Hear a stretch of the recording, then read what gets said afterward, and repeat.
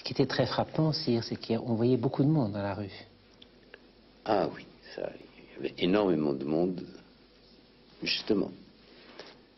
Ceci est dû au fait que nous avons côtoyé beaucoup de chrétiens, qu'ils soient catholiques ou protestants, enfin, ceci est une querelle interne. Nous avons côtoyé beaucoup de chrétiens. Nos maîtres, certains de nos maîtres étaient des chrétiens, nos médecins étaient des chrétiens. Donc, aller à la rencontre du chef des chrétiens, des catholiques, n'était pas quelque chose de nouveau pour nous. Et puis, il est certain que la personnalité du pape, elle-même, est une personnalité très attachante. Jamais un pape n'a autant fait, excusez de cette expression, autant fait la une des journaux ou des magazines comme l'a fait le pape Jean-Paul II. Et puis, c'était comme un événement que de voir deux personnes habillées de blanc, représentant de religion, d'amour et de paix. Et c'est ce qui a fait que les rues étaient pleines. Si la pratique du ramadan est une pratique qui demande une très grande discipline. À cet égard, elle est exemplaire de toutes les autres pratiques d'une religion. Que pensez-vous de ceux qui ont du mal à l'observer dans un pays comme la France, car toute la société est organisée sur un autre rythme? Quel mot voulez-vous leur dire à ceux-là qui font cet énorme effort? Je leur dirais d'abord qu'ils ont beaucoup de mérite, car le ramadan, c'est une ascèse, mais une ascèse qui devient beaucoup plus facile lorsqu'elle est pratiquée en communauté. Deuxièmement, il est certain que plus on va vers le nord, plus les journées sont longues, contrairement à ce qu'on peut penser, et les nuits sont courtes. Enfin, les horaires de travail ne sont pas ceux appliqués dans les pays qui font le ramadan, les pays musulmans. Tout cela fait que ceux qui s'adonnent à cette ascèse, à cette pratique du ramadan, méritent notre admiration. Et je suis certain que Dieu leur en saura gré. D'une manière générale, si la pratique d'une religion est appelée ou n'est pas appelée à évoluer avec le cours des temps, avec les découvertes scientifiques, avec tout un ensemble de choses, comment est-ce qu'on peut se forger ou écouter ceux qui savent de manière à avoir une morale de ces évolutions de la pratique? Mais d'abord, il faut avoir une certaine hérédité. Et dans notre hérédité musulmane, nous les musulmans, nous n'avons jamais brûlé quiconque sur un bûcher. Ce que les autres ne se sont pas privés de faire. Vous n'avez pas dit, c'est moi qui le dis. Je ne l'ai pas dit. Mais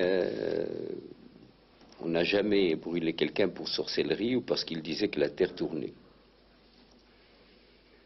Donc, nous sommes ouverts. Nous sommes ouverts de nature.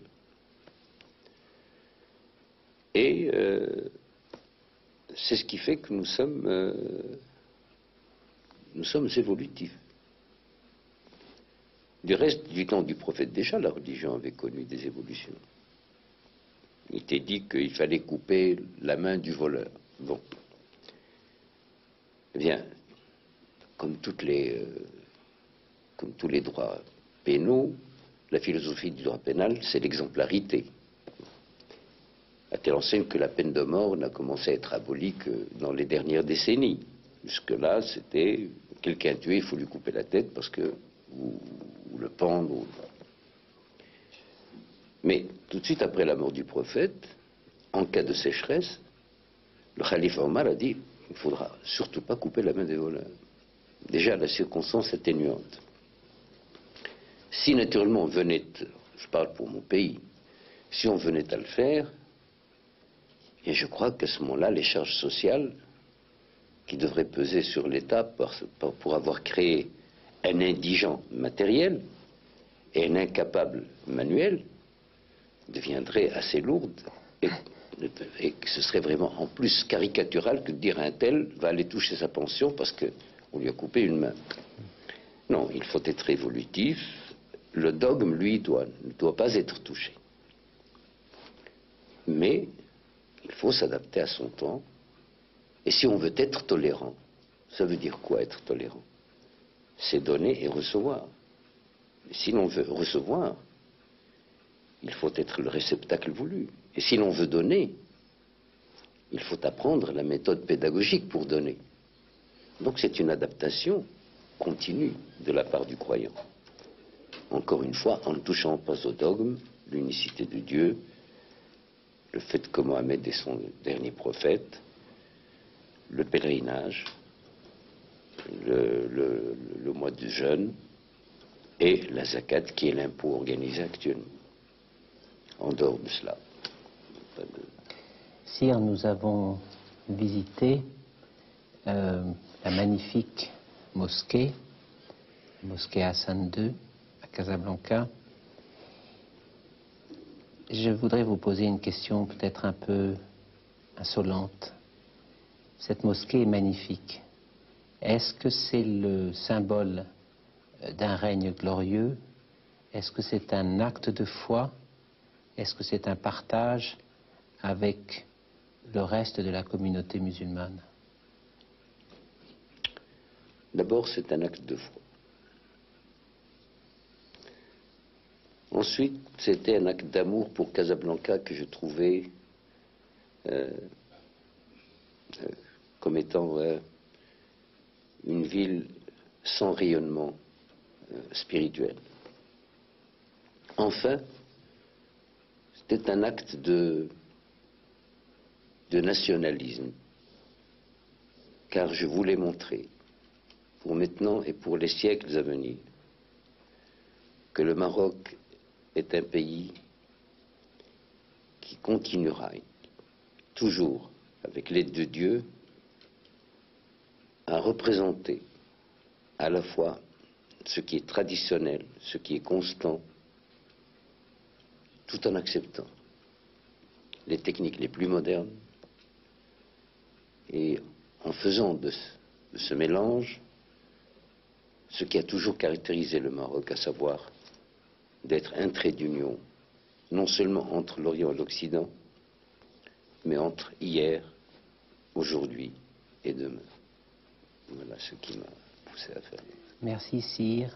Juste avant de nous séparer, est-ce que vous pourriez dire un mot à tous ceux qui vous regardent, marocains, pratiquants de la religion musulmane, français, tous ceux qui sont restés devant leur poste de télévision et qui attachent beaucoup d'importance à cette série d'émissions et beaucoup d'importance, bien sûr, au préambule que vous venez de leur donner?